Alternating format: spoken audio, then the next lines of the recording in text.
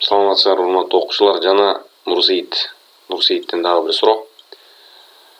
Суроону окуп түшүнөсүңөр өзүңөр. Кыскасы 15 градустагы 1,5 килограммдык суу бар экен. Температурасы 15 экен мынамыныкы. 1,5 килограмм экен. Буга бууну аралаштырып жибериптир. Бул жерге бул жер болсо суу ылдый жагында. Анан капкагын жаап салган да. Кызыл капкак менен жаап салып тургандай. Эми ошондо бул жерде эмне болот? Формулаларды эстейбиз. Максат жана мал деген эки формула бар. Максат деген бир заттын температурасы көтөрүлгөндө, бул формуланы колдоносуңар, канча жылуулук сиңирип болгон. А зат абалын өзгөрткөндө, бул формуланы. Бул жерден суу жылыйт да, буу киргенде суу жылыйт, буу болсо муздайт. Буу муздайт, буунун энергиясы кайсыга өтөт? Бул сууну жылытканга өтөт. Ошондо Q берилген барабар Q алган же алынган иши кылып буу берет, бул болсо алат.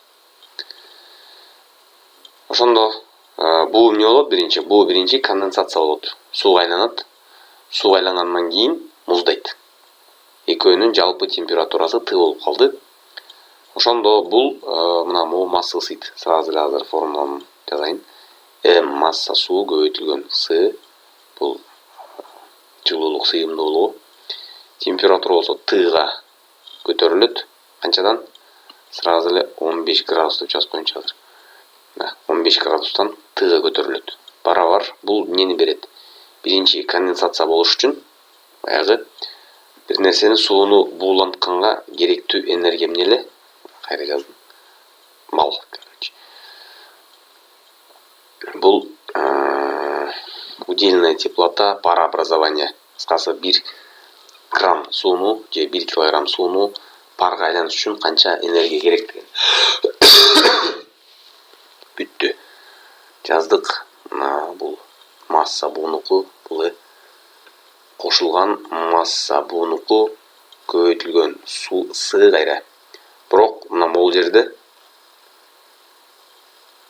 100 градус минус Т дейсиң. Т температурасына түшөт да негизичи температура.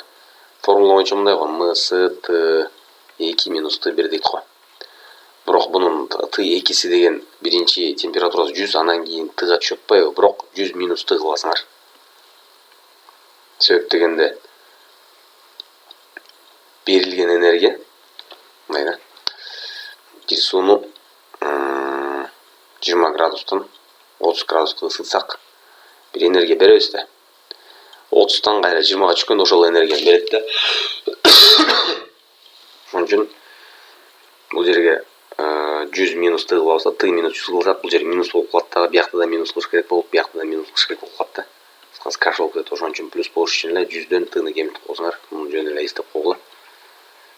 Ойлонсоңор, түшүнөсүңөр эмне экенин. Болду, бүттү. Мына бул жерге 1.5 болсун, бул жерге 4200 болсун. Т минус 15. Бул болсо 0,2 килограмм. 200 грамм да отпой. Бардыгын килограмм айланыш керек. Бул болсо эсте жок, канча эле азыр айтам.